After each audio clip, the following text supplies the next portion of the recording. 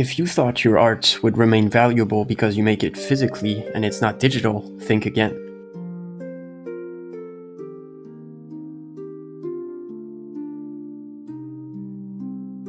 But these videos are often cherry-picked. Are these robots as advanced as we think?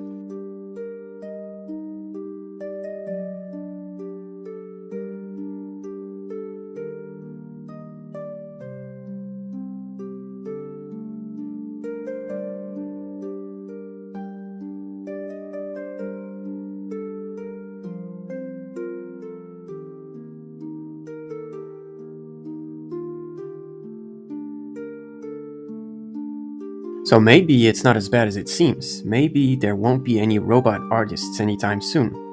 As you can see in that video with the coffee, it really doesn't feel like that robot can do that much. Yet. Part 1. Our cherished advantage. AI art so far is digital. It doesn't generate images by applying strokes, it generates all the pixels of the image all at once together, which leaves us many advantages as physical human artists. The general feeling of artists about AI is well summarized with 2 comments that I read online and that I'm gonna paraphrase here. One of them was written by an artist who can't physically paint due to extreme allergies. She dedicated herself to tablet art for years, concept arts, learned the craft, and now finds her art drowned between all the AI images of concept art. This is very, very hard on her. The other one comment that I read was saying she predicted that her physical art, with all its strokes and peculiarities and accidental, so-called happy accidents, would become more and more valuable as AI art drowned out the digital world. She was saying that no matter the pain and pressure she felt from AI art, she wouldn't give up making art because it would be worth it in the end. Now, in each of these 2 comments, we strongly noticed 2 things. Number 1, most artists today are convinced that physical expertise is what will save them. They believe that the many things they do with the accidental intricacies of hand movements and through the constraints of physics that the AI doesn't have, all these things the AI can never do because it's digital. That's number 1. Number 2 is the most obvious whenever you hear artists talk about AI art. It's the tremendous pain that we all feel as we watch our skills, acquired through many years of sacrifice, faith, and perseverance, suddenly lose most of their value. Many artists are so hurt they don't even want to show their art anymore. Many more have given up on the idea of a career because of AI. There's very low morale in the ranks of artists. Part 2. It's going away. This tremendous pain of AI art leads us to an even more painful truth. This physical advantage of ours, the fact that we are physical and the AI is not, just might be ephemeral. All right, so how do you think you did? I think I did pretty well. The apple found its new owner, the trash is gone, and the tableware is right where it belongs. Now, you may have noticed with the voice, it can be made into any accent, any grammar, any peculiarities of phraseology, just by training it on different data.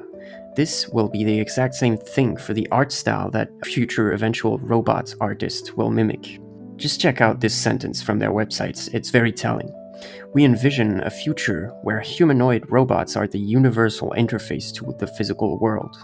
And with these insane results, you would expect Figure to be a fairly old company, but no. Figure is only 18 months old. They built the whole company up to this point in only 18 months. This is insanely fast progress and very worrying for us artists. So although these robots aren't quite there yet, the AI art robots seem to be on their way, and they will inevitably be a threat to us. Part 3. What now? So what the hell's left for us? Suppose we had these painter robots. What would be left for us to do as artists? How could we succeed?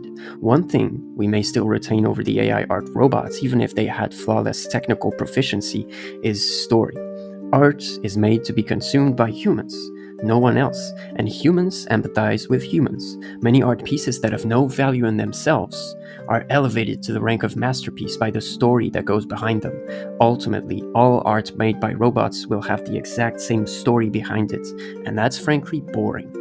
Another possible head start for us in the race could be our capacity to innovate. Every artist has to contend with the trade-off between learning from the old masters and innovating. For AI, there is no such trade-off. It learns from images of the past and is unable to create anything different. In the face of AI, we will be favored by our ability to innovate and create new things. AI learning from our arts will always be one step behind in terms of replicating us. Yet another possible edge we may gain is simply that the robots, having different bodies and so-called brains, will have constraints that we don't, and we will have constraints that they don't. And since the constraints on an artist shape their art, robot arts and human arts would then be very different from each other. And thus, the robots would be unable to compete with us. Ultimately, there is too much Darwinian evolution inside of our brains that the AI can never have. We are the most complex of organic beings on Earth, and even the smallest organisms challenge our understanding. Picture this: you're sitting in technology class one morning in college, and the teacher has a shocking assignment for you. You have a few supplies in front of you: screws, cables, batteries, CPUs, etc. And today's goal is to create a rat out of those supplies. That's ridiculous, right? But trying to replace artists with a computer that does logical operations is ultimately the same thing that we're doing with AI. Using computers, which are the products of the human mind, we're trying to replicate humans. That is, something that belongs in reality, not in the digital realm.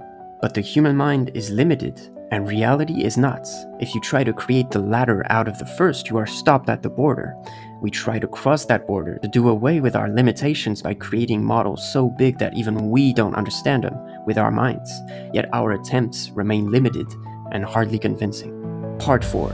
Chill. The company Figure, at first, has a very bland mission statement. Quote-unquote, expand human capabilities through advanced AI. This is almost verbatim the exact same mission statement as Midjourney, Stability AI, Suno AI, etc. All of them repeat the same empty words like a broken record. I insisted on this in last week's video, but for Figure, there's a little more there.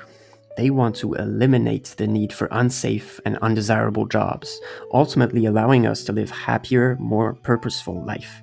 Surely, I can see this as a desirable outcome, but when they say the goal is to develop hardware with the physical capabilities of a non-expert humans, it's pretty hard to see why they would stop at non-experts. Once they're there, why would they stop? They're going to keep going. And this will create all sorts of collateral damage on human creativity everywhere. You can see they're already adding vocal fry, stutters, and pause words to the AI speech to make them seem more human. This isn't required for workplace robots. But they can't help themselves, and they won't be able to help themselves when it comes to robots making art either. Now, there's one very reassuring aspect to this whole dexterous robot thing. That is the realism and the rationality of the company Figure. If you browse their website, you will find that their CEO has a lot of experience with 2 successful ventures before the Figure company. You'll find quotes like, "Building Figure won't be an easy win, and it'll require decades of commitments and ingenuity." And another such quote, "We face high risk and extremely low chances of success." This all goes to show that the robots aren't getting into painting anytime soon. We will remain masters of the physical realm for the time being. So chill. Alright, it seems like not only is there a lot that we could still do even if the advantage of embodiments and physical mastery were to be taken away from us, but even then, it will not be taken from us within the next decade. This leaves us with time to think about what the value of art is in the age of AI and how we can become successful artists in this environment.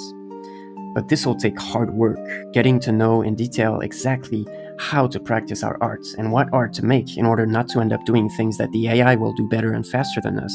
We have to bring together expertise from the art side and the AI side. I happen to be an artist and an AI researcher.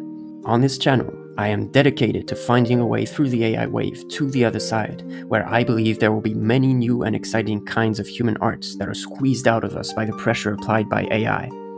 Whether you consider yourself an artist or not, if you want to join this adventure, consider subscribing to the channel and let me know what you thought about the video down in the comments. See you guys next time. In the quiet of the studio, where brushes lay at rest, the screens go bright into the night, putting talent to the test. Once where colors blended and the canvas sang our soul, now the silence whispers a we can control. Farewell to the strokes, the shades, the lines. Bye bye AI, bye bye to the visions born.